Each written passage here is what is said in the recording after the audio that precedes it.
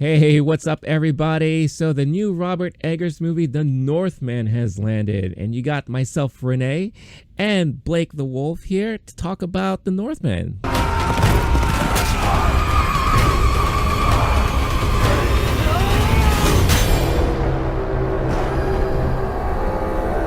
What's going on, Blake? Rene, today you shall call me the Slaughter Wolf. If you haven't seen this movie, you won't get that reference, but that is who I am today. And I take upon my identity to conquer and avenge all of my haters in the comments section. What up, Rene? How's it going? Nice. I love it. No, I'm excited. I'm great. This review is for Valhalla. I tell you that much. Like, we're doing it for Valhalla. But yeah, excited to talk about this movie because I do really like this director for many reasons. But if you're not familiar with us, we are the MovieTime duo here. We do a movie talk podcast every week where we kind of do reviews or just talk about movies in general, bullshit with two buds. So again, if you like what you see, subscribe, thumbs up, like, follow, all that good YouTube schmeal and all that stuff like that. And then audio formats are available on your podcast platform of choice under the LOWKEY GEEK channel. So without further ado, let's talk about The Northman. So this is, I believe, his Robert Eggers' third movie that he's directed. Definitely one of the movies with a bigger budget. He definitely has given a lot more budget on this one compared to, The VVitch. I like to call it The VVitch, and then The Lighthouse, which are two great movies. Arguably, I think it's safe to say that the VVitch helped kind of initially put A24 on the map because it was one of their earlier movies that came out that kind of like got people's attention and like different types of movie making that's available out there and more unique voices and visuals to be seen for sure. But just for initial thoughts, I mean, why don't we give like a quick score of what or at least our thought of the movie? Thumbs up, thumbs down, whatever the case is. What do you think of The Northman? Rene, thumbs up. Yes. Yes. Love to hear it. Five-star. Love to hear it. I saw it last night and I biked home with more adrenaline than I have felt in a long time. I felt like I had a purpose in my life. And that movie was amazing. Loved it. Robert Eggers is not always for me. Even the other two movies aren't necessarily my cup of tea. Loved The Lighthouse, not detracting that. Didn't see The Witch. That's not my genre. Can't take it. This one I was honestly concerned. Like, I'm gonna be coming in here shaking like, dude, that was amazing. I was moved. A24 doing a popcorn movie is my new favorite thing on this planet. We'll talk about a couple. We're not doing, not A24. Yeah, it's a Focus. This is Focus Features, yeah. Indie directors doing popcorn movies is my new favorite thing. Someone who before has done a little small indie movie that is my cup of tea normally. And I also like a good blockbuster. Everything Everywhere All at Once and was so good. We talked about that a lot. Check out that episode. Yeah. This one hit on such a level of give someone who's an artistic master craftsman the helm, and I ate it up the entire time. I was entertained as hell and blown away by just how good and cool the movie it was. Yeah, no, for sure. I mean, it's nice to see how these small indie directors, once giving a little bit more support, budget, resources, all that stuff like that, what they can do. Because I mean, eventually, this is a territory that they would like to strive for, right? To give them more of a chance to express their visual storytelling, their overall narrative, and everything like that. We saw it with The Eternals, right? With Chloe Zhao, being able to come from Nomadland and then jump right into like a big blockbuster Marvel film right now. Now, we're not saying, or at least I'm not saying, that this is at that level, because I think a lot of people would still consider this to be somewhat of an indie-like movie, because it's not really meant to be your blockbuster summer movie, but it does have a lot of moments that do kind of like lean towards that. The great thing about Robert Eggers, I think a lot of people, if you're not familiar with, should be aware of, is visually. The cinematography in his movies are stunning and breathtaking. Like the VVitch, even though it may not be for everybody, visually it was phenomenal, and it was like really great to watch. And then we saw it again with The Lighthouse, the usage of the black and white film, the usage of like, the old aspect ratio and everything like that, and not a lot of special effects, and being able to use a lot of practical stuff mixed in with whenever the special effects is needed. This movie definitely like leans a lot more towards special effects in certain parts, but you still feel the rawness of the practical effects and the practical action. There's this one amazing shot of when you see Alexander Skarsgård's character Amieth, when he's already all grown up, and they're raiding a village, and it's a great one shot. It starts with him scaling the fence, going on, and you just see all the battle just all around you, and not once does the camera ever cut, and it's just fantastically done. I'm a sucker for like one shots like that, and I just fell in love with that. Yeah. Yes. Yeah, I'm glad you're talking about that, because you're right on the crafts. This director, awesome, great work in the past. I also don't want to lose the way that the director used the crafts to make a badass, sick movie that made me feel intensely.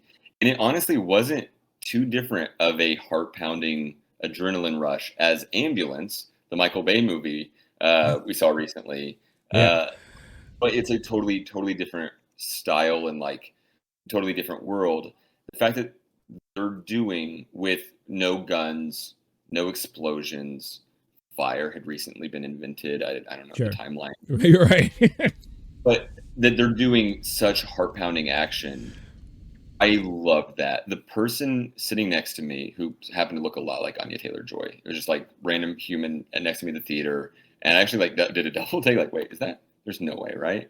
At the Alamo here in the city.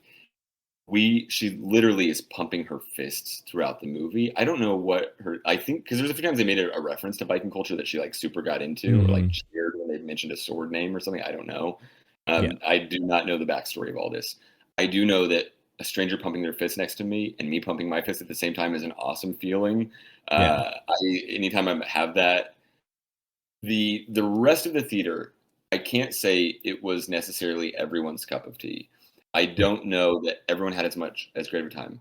There's one moment in particular, which I don't know if we're at spoilers yet. I'll mention it then. There's one moment in particular where I literally started laughing it's like the awkward Tarantino, too much violence, this is crazy, I can't believe I'm looking at this laugh of like, oh my gosh, this is over the top.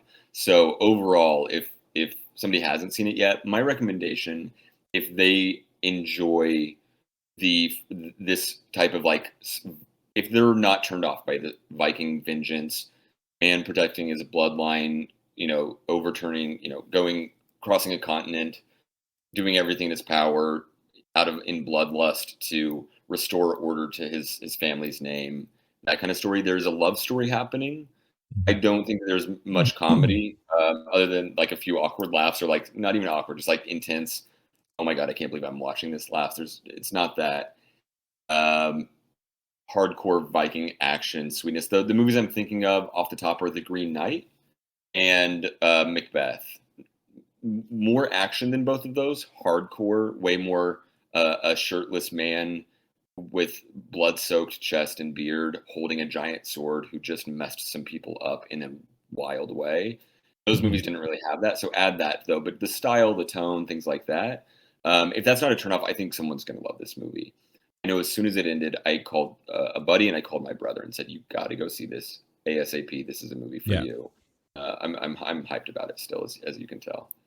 Yeah, no, it definitely was a lot of fun and definitely like a huge adrenaline rush through most of the movie. Talking about the story in itself, basically, it's a story not very new. I mean, we've seen movies with similar storylines where, you have this family and then like bloodline and trying to teach the king's trying to teach the son the ways and like to eventually take over. Something bad happens, the father dies because of some double cross or just greed of power. The son grows up wanting to revenge his family and everything like that, and that's basically the whole story. This one thing about Eggers too is that he loves using a lot of folklore, mythology, and all that kind of stuff like that. And this one definitely heavily focuses on the Norse mythology. So there are a lot of references to Odin and Valkyries and all that kind of stuff like that, which do play a lot within the storylines, which I do love. I love that stuff, and it's always very fascinating. But when it comes to the actual movie in itself, it's definitely dark, gritty, very bloody at times, right? But like you said, there are different storylines there. There is a romance that buds between two of the main characters, between Skarsgård and Anya Taylor-Joy, and then there's also a lot of mysticism. There's like witches involved and seers and all that stuff like that. Stuff that you would find in your typical fantasy slash sword and shield or sand and sandal type of movie, right? Which is something that we don't get a lot of these days. But this version is a little bit more refreshing because of how raw it is. It's like very raw. Like in a way, it kind of almost reminded me like growing up and when I used to watch like Hercules or Conan, especially Conan, with how gritty that was for the time, how bloody it was. And almost like a similar type of storyline too, where Conan was just growing up to avenge the death of his family and all that stuff. So we do get a lot of that here. And I think for the newer audiences who, maybe they've watched Vikings on Netflix or whatever the case is, like this will be like probably right up their alley.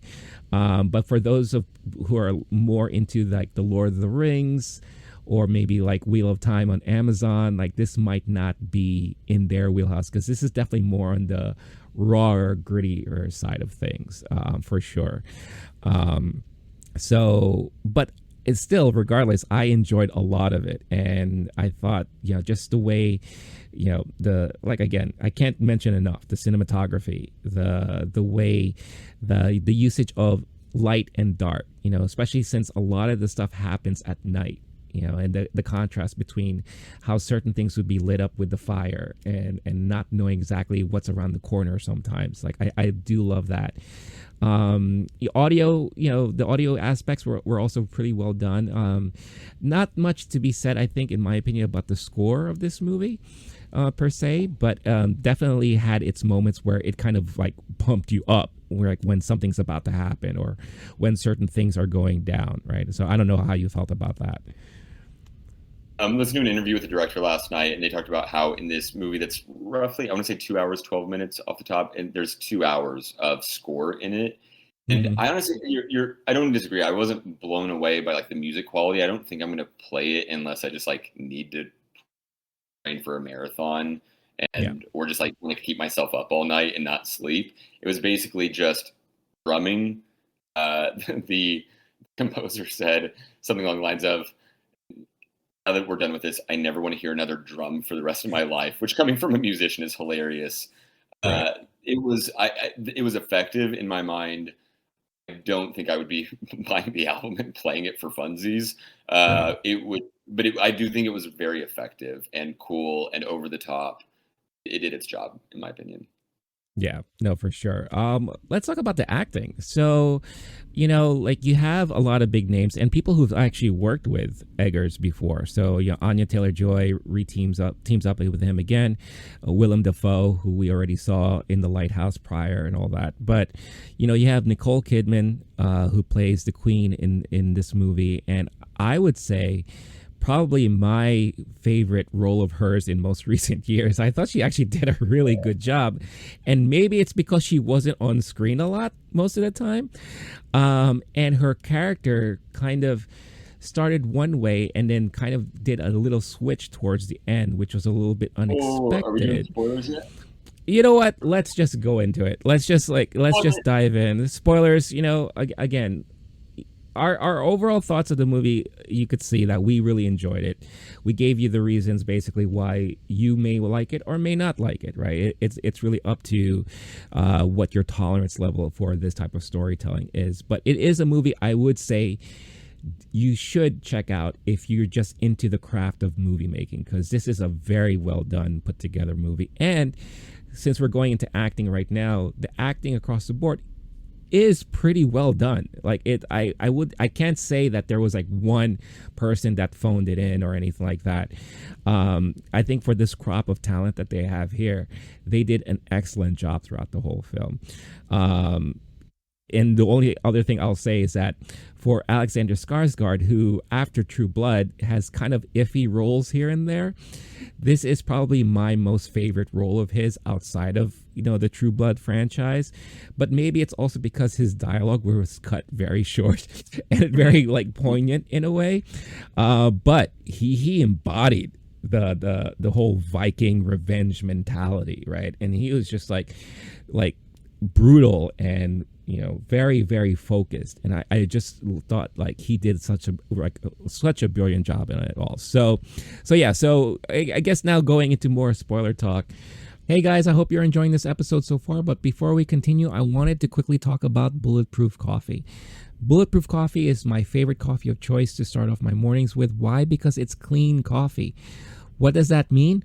Well, one, there are no chemicals in it. Why? Because they go through this multi-step process of making sure that all of their beans are fully clean and free of any chemicals, so that when you get the beans delivered to you, it is the pure beans, the pure coffee, the goodness that you've been wanting, the taste, the flavor, and the nutritional value as well, without worrying about any added chemicals or anything else put into the mix there. It also doesn't have that weird acidic taste that some coffees give you. I don't know how about you, but for me, some coffees kind of give me that weird sensation in my stomach, makes me a little burpy, and it kind of drags me down a little bit instead of really waking me up, which is something that I need from my coffee every day. Bulletproof also offers a lot of keto-friendly snacks and supplements, anything that you need to kind of add to your everyday nutritional needs, add to your diet, and pretty much transforms the way you feel every day. So for a limited time, if you use this code that you see on the screen right now, LOWKEY GEEK, all caps, one word, you can get 15% off your order. So what is it better than that, right? Check out the link in the description of this episode. Use this code, get yourself your discount, and make your mornings a little bit more bulletproof with Bulletproof Coffee. Now, back to the episode. Nicole Kidman's character basically, started off as, you would think, a victim, right, along with the death of the father, who was portrayed by Ethan Hawke, who I also, for the amount of screen time he had, I thought he did a pretty good job as well. But with the huge switch at the end of you, the audience, realizing as she's narrating her reasonings behind all this, that she actually preferred it this way. And, she wasn't happy with the king, and she actually begged his brother to kill him and take over so that she could be with him, because he paid more attention to her than Ethan did, right? Did you? We don't need to get into huge back and forth.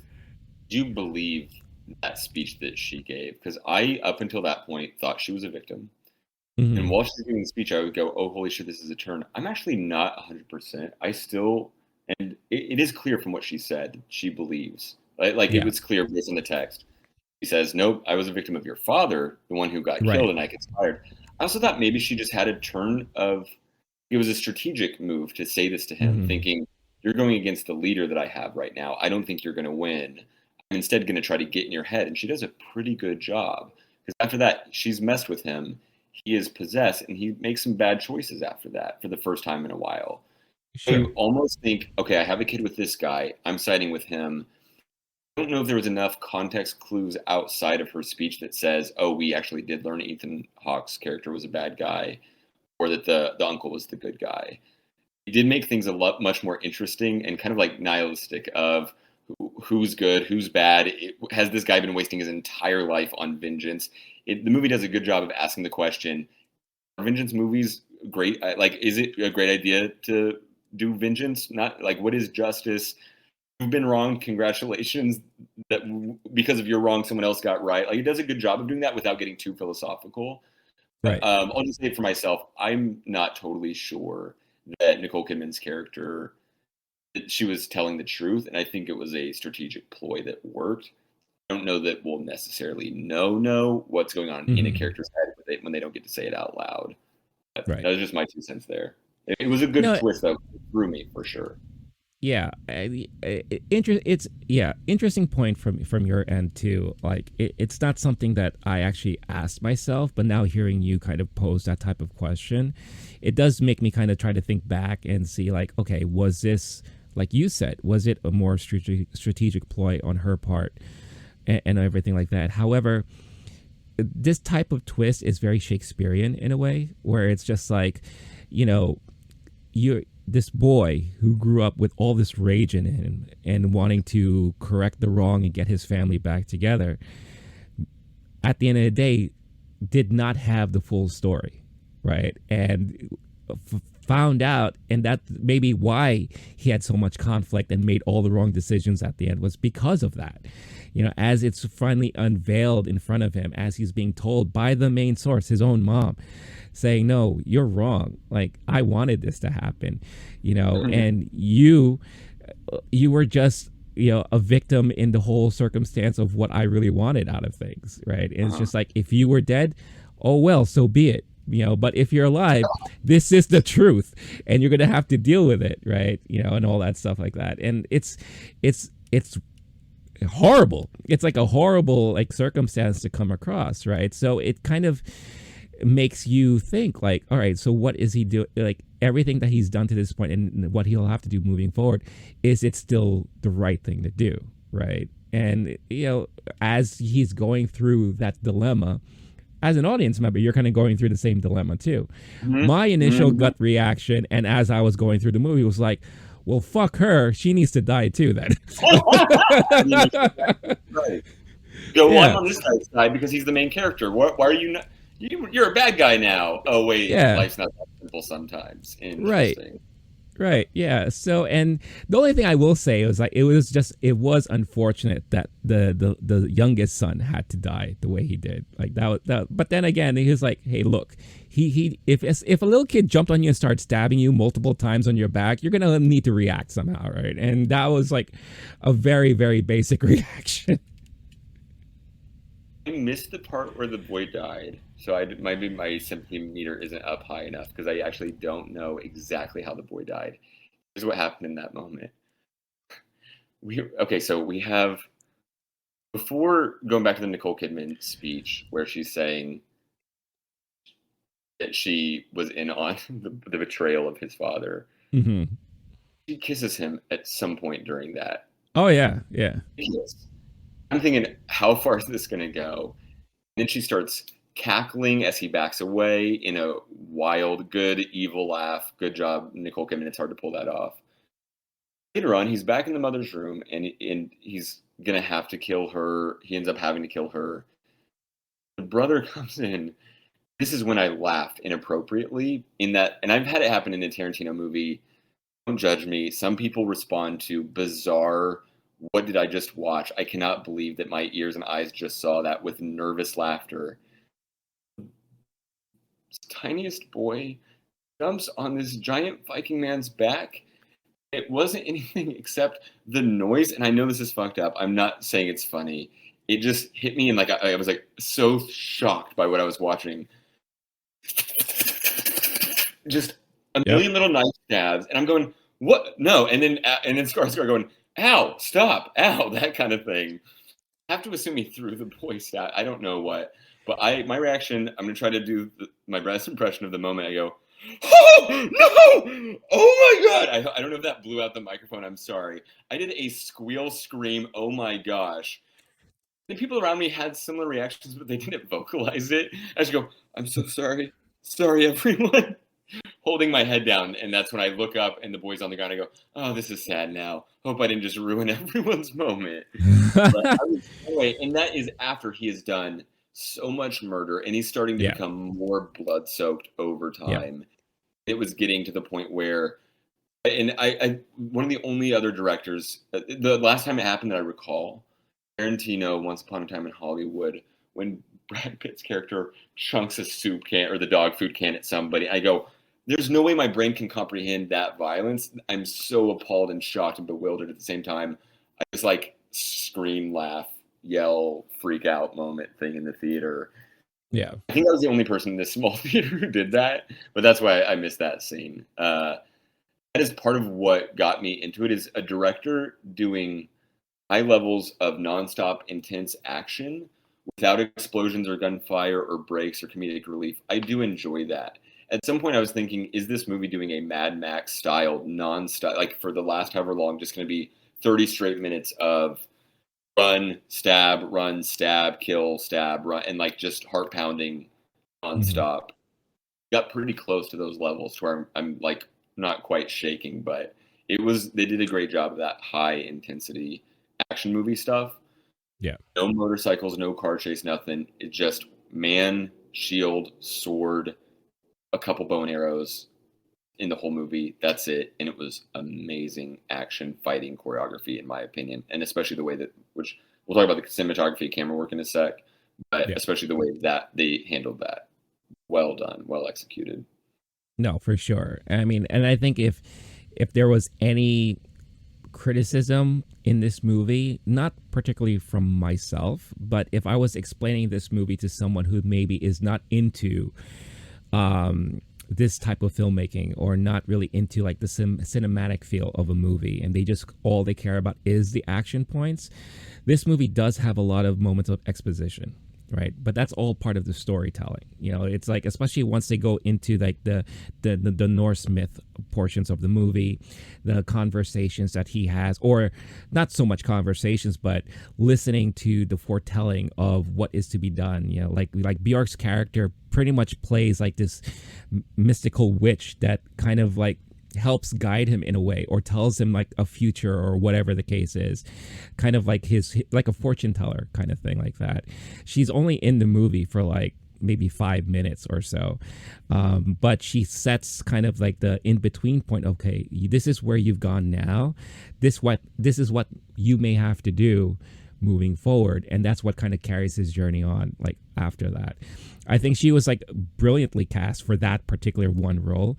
I thought they were going to use more of her talents to maybe, because a lot of this movie was filmed in Iceland, and I thought they were going to use more of her talents to kind of help with some of the music and the score, because there were moments where they had, you know, like the celebrations and they're all dancing and frolicking in the forest, and they had like the singer who sounded like Bjork in certain aspects as she was singing. So I was like, did Bjork write that for her, or did she write this for the movie? I don't know. I didn't really get to see a lot of the credits, but you know, I thought she would have been used more in that aspect. But like I said, to go back to my main point, is the exposition is quite long at times, but that didn't bother me per se, you know. But I think for maybe a general audience, this might be the moments where they might doze off for a little bit, you know, and then wake up when something major happens, right? To go back to, so if that was your one moment of laughter, the one moment of laughter I had was when Ethan Hawke and the little boy version of Amieth was going through their whole ritual of, this is what everyone does when they're about ready to get, you know, to take on the helm eventually, and I'm going to teach you the ropes and all that. And Willem Dafoe's character, at first I thought was a jester. Because when he first shows up on screen, he does this very raunchy, inappropriate joke about the queen, and about like, oh, she's looking for the stiff rod of the brother or something like that, right? Which again, foretelling, right? Which is kind of interesting foretelling there. But Willem Dafoe's character pretty much is not only that, but I guess he's also like a seer in a way, or kind of like this ceremonious guy who kind of helps whenever they need like these kind of spiritual moments or rituals that they have to do. He's kind of like the master of that, right? And as they're going through all this, he's telling them both that you're a dog, but you have to prove to me that you're a human, right? And when Ethan Hawke is approached with that question, he burps in front of him. And then when he approaches the boy farts. And I don't know why, but Eggers has a thing with flatulence, because we saw a whole bunch of that in The Lighthouse. And then when this came up, and this is pretty early on in the movie, I laughed out loud, because again, it's like bringing back the flatulence from The Lighthouse, and I was just like really dying from it. So that was like my big laugh out loud moment for me, because I just thought it was very ridiculous. But you know, it is what it is. Yeah. That was a moment, and it's kind of the thing, you don't see it coming in an indie epic Viking whatever, but it was in there, and it was. I liked that scene, the cinematography, which I'm going to talk about now, and storytelling, because what I'm thinking about, the character's name Amleth, which I was putting this together while we're talking about this movie and the plot. Sounds like Hamlet. It is Hamlet. Right. Yeah. I'm sure a lot of people know that. Hamlet is a figure in medieval Scandinavian legend, the direct inspiration of the character of Prince Hamlet, the hero of William Shakespeare's tragedy. And I was going, oh, right, this guy, dad, father, looking for purpose, kind of thing. And so, anyway, that I thought was interesting. I don't disagree about the exposition. However, a revenge movie, you gotta have the exposition. I love a good revenge tale. I'm not as big on, anytime we're in the territory of fantasy, medieval, Vikings, witches, shamans, all that, I usually am not as interested in that genre. It took me years to even try Game of Thrones, just because I'm not into that.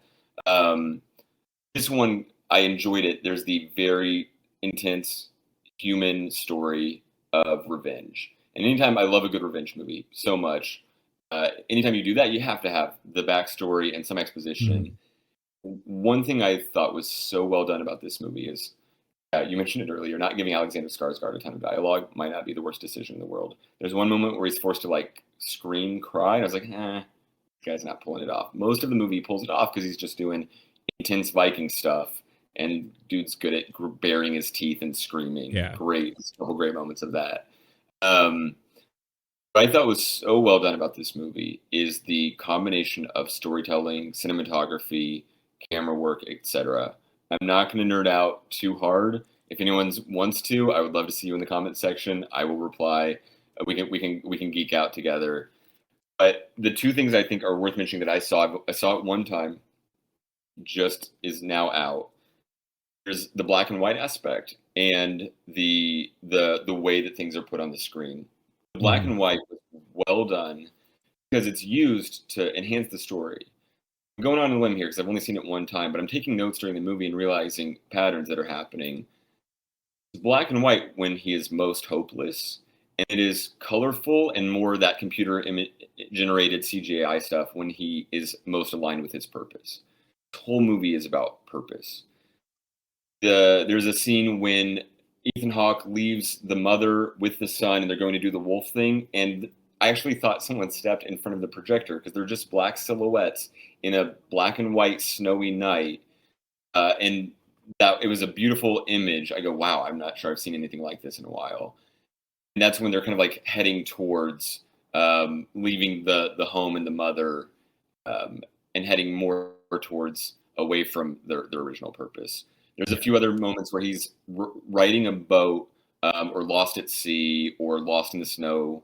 It's especially late at night where it does more of the black and white imagery stuff. On the other hand, it's when he touches his father's wound and sees the CGI connection to the past. And then it might be another moment, though, with Bjork, where he's essentially hallucinating about his lineage, his bloodline purpose in life. And those are these very more colorful computer-generated images that we then later see. The most colorful part of the movie, to my mind, or at least like the most fanciful color, is he's laying down naked with Anya Taylor-Joy's character. They've just conceived child. At some point, he touches her where he tastes her blood and he sees that she has children. And that's when he's most, again, aligned with the past, the future, his direction in life, his destiny. So I thought that was well done. I want to watch it again and notice stuff like that. I'm sure there's a ton I missed. The other one I thought was really nice, and it struck me multiple times, is the symmetry of his character. And again, at some point during the movie, I go, every time this happens on the screen, it's when he's aligned with his purpose. They show his character in the middle of the frame and perfectly symmetrical between left and right. You also have a very symmetrical man with Alexander Skarsgård. Great casting there. And whatever's behind him is everything it's a symmetrical image, and it happens when he's about to do something that helps fulfill that purpose. He's about to go kill the right person at the right time. He's about to say, oh, I need to go back towards my path of vengeance. That I thought was well done. At some point, and it kept happening over and over again.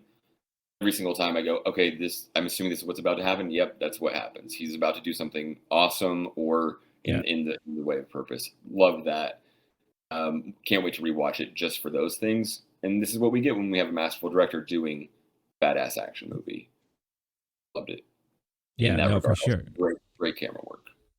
Yeah, no, and to add to that too, like I do feel like that's a very Eggers way of filmmaking. You know, like if you look back again in his two other movies, you see many moments like that where main character on screen, right in center, and you know they're thinking about something or they're about to do something. And another thing that I love that he does is that during some of those moments, then in not a cut, but in a pan, you go to see what that person is looking at or what that person hears.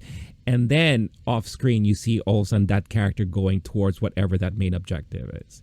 And cinematography wise, like in camera work wise, like that is like some of the most beautiful shots that you could ever do and I could ever see on screen.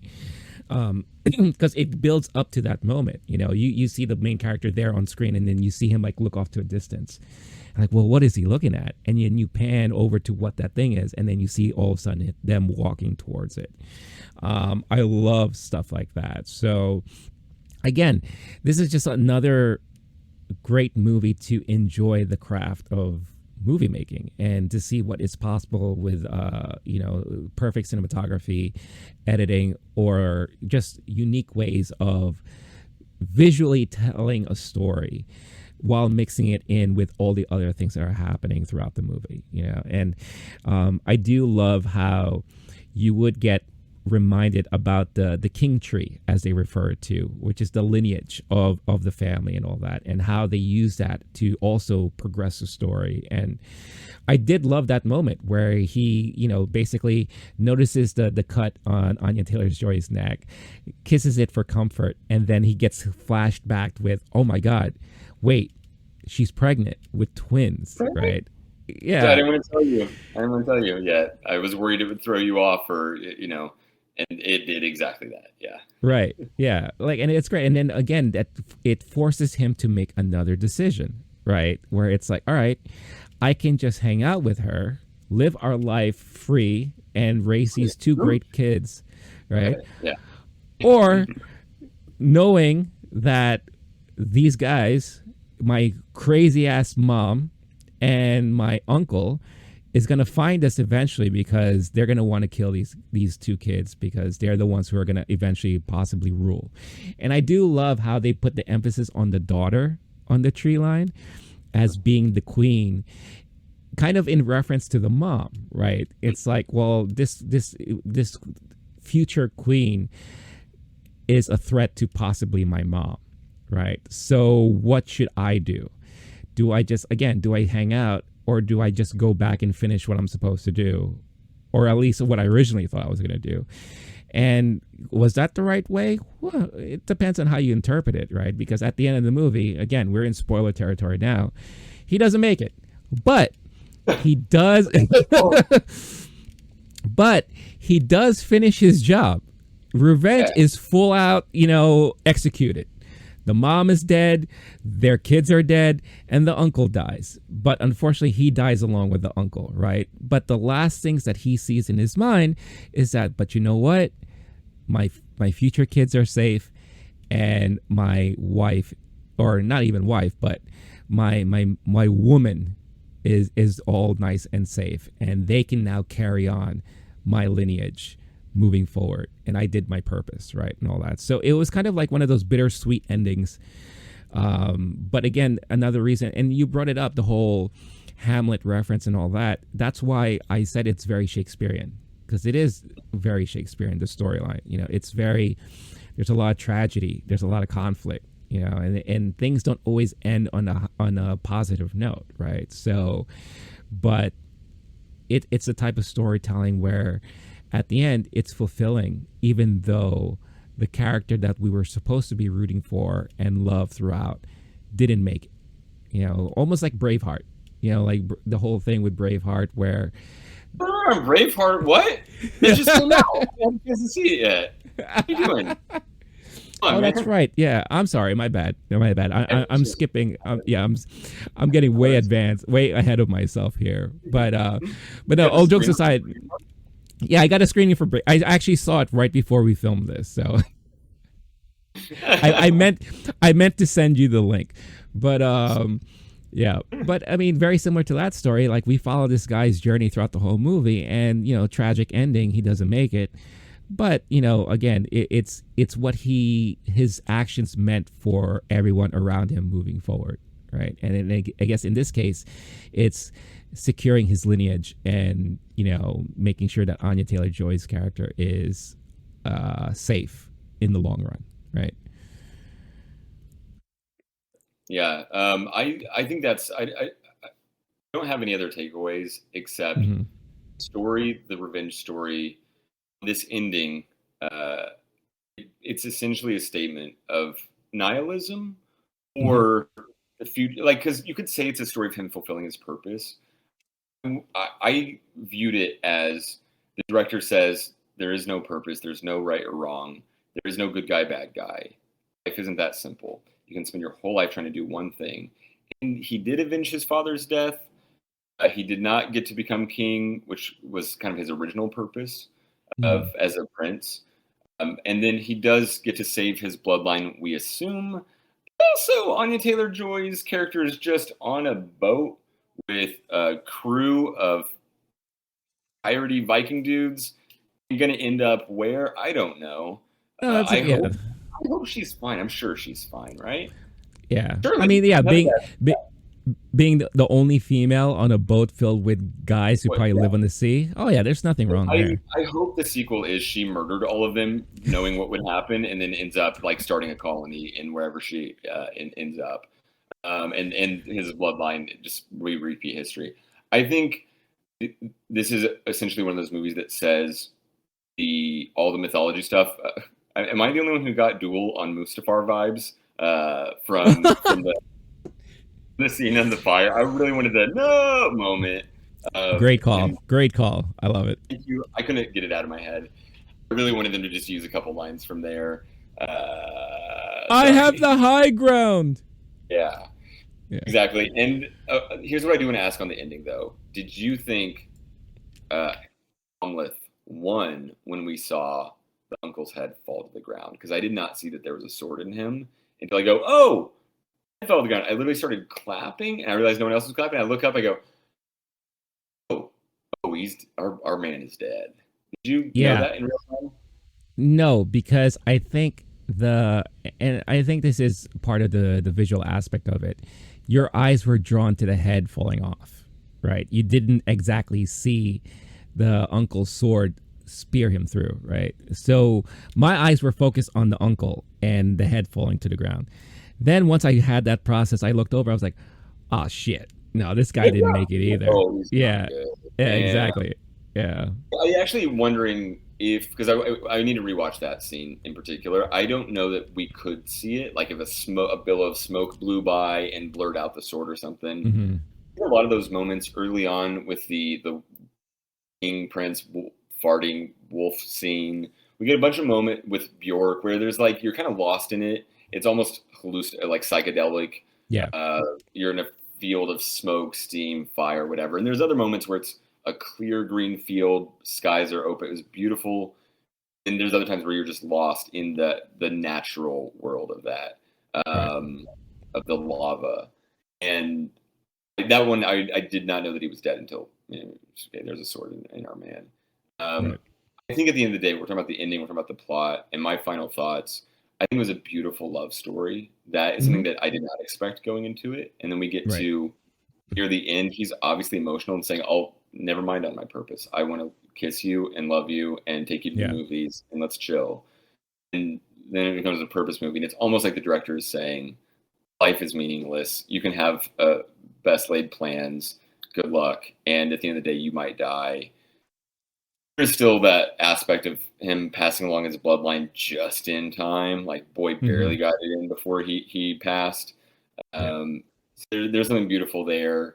I can kind of see it going either way, but in general, I don't know. I still it throws me because you're so used to seeing a movie, knowing who the good guy is, who the bad guy is. That's the traditional thing, and this we're kind of turned it on our heads here, which we get a lot nowadays, especially with all the HBO, The Sopranos, Boardwalk Empire, all that stuff. Oh, the bad guy Yeah. is the main character stuff. This one, it was more, no, there isn't necessarily good and bad.